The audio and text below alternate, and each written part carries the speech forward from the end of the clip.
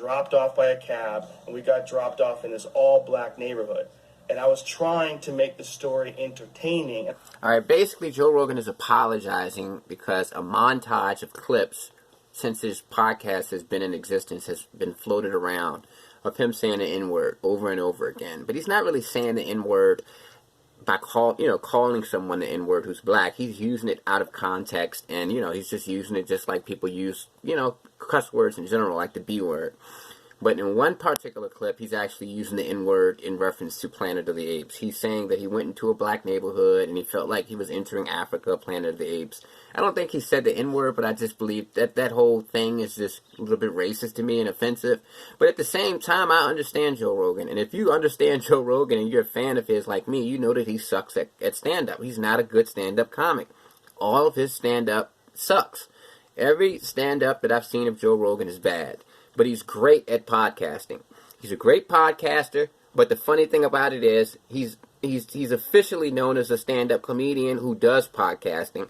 I would think that needs to be changed to a podcaster who does stand-up, because Joe Rogan has never been good at stand-up. His jokes have always been lame to me. All you have to do is go on YouTube and look up any Joe Rogan stand-up, and you'll see what I mean. But look, I think we're in a situation where Joe Rogan is being introduced to people for the first time. A lot of people have just heard of him through these COVID conversations, through this N-word compilation of clips. In reality, these people don't have any context of who he really is. See, a guy like me who's been watching the Joe Rogan podcast since 2009, back with Joey Diaz, before he even had his own podcast, I have a complete contextual image of who Joe Rogan is and why he does the things that he does. To someone just being introduced to Joe Rogan now, because of the headlines that they're seeing in the news, they think he's just this big meathead who's a super conservative, who has a podcast that's dedicated to pushing conservative beliefs. That couldn't be further from the truth. Joe Rogan is a free thinker.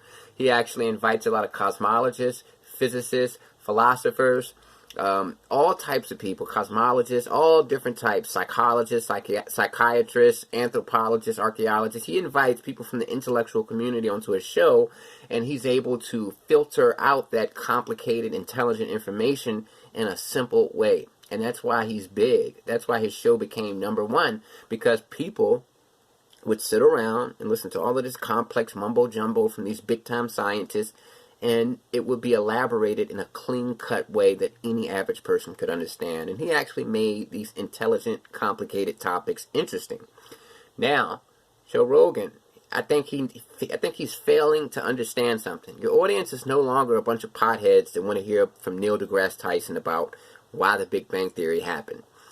You no longer have an audience that wants to find out if life is real or if it's just a simulation. You no longer have an audience that's interested in hearing about what was going on back in the ancient Amazon. You don't want to hear about, your audience is no longer people who simply want to listen to, a theoretical physicist talk about what exactly is time and when did time start.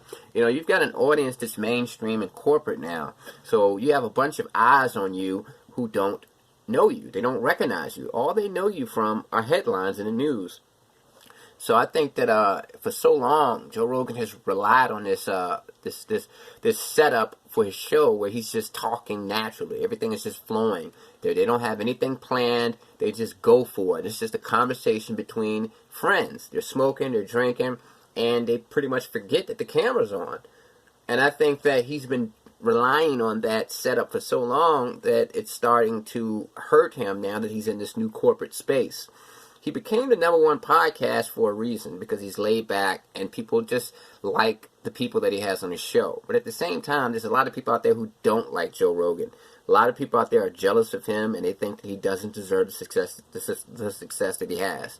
They think he's this lazy pothead, hunter, stoner guy that lucked up, became the #1 podcast. But in reality, Joe Rogan has been struggling his entire career. He was the guy, a background character, a bit actor in the Dave Chappelle sketches from the early 2000s.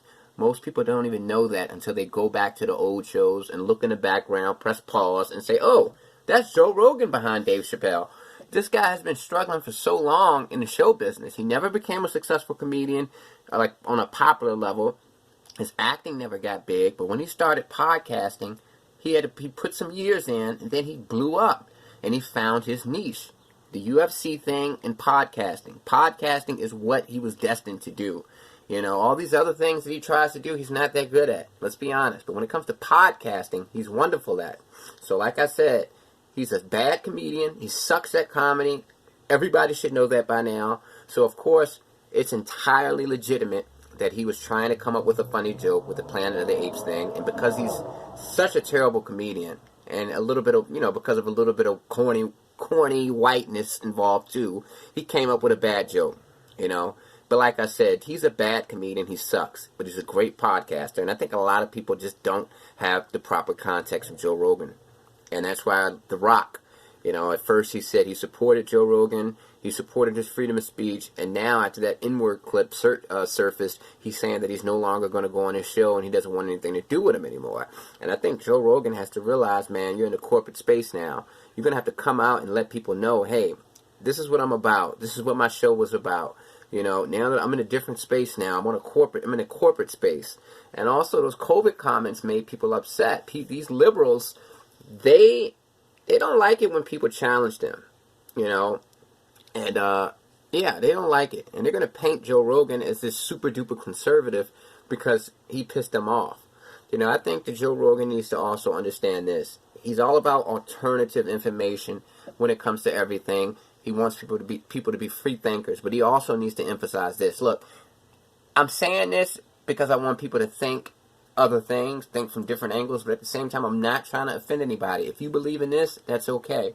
If you do that, then people will be a little bit more receptive to your message. But when you come out there and you say, look, I'm totally against what they say, this is what's the truth, this is what truth is, you're going against the whole concept of being a free thinker.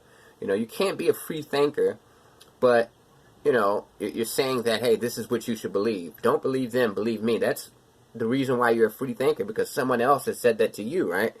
But yeah, Joe Rogan is not a racist. I support him. I've been a fan of his since day one, 2009, when he first started his podcast. I haven't been watching it recently since he went corporate with Spotify.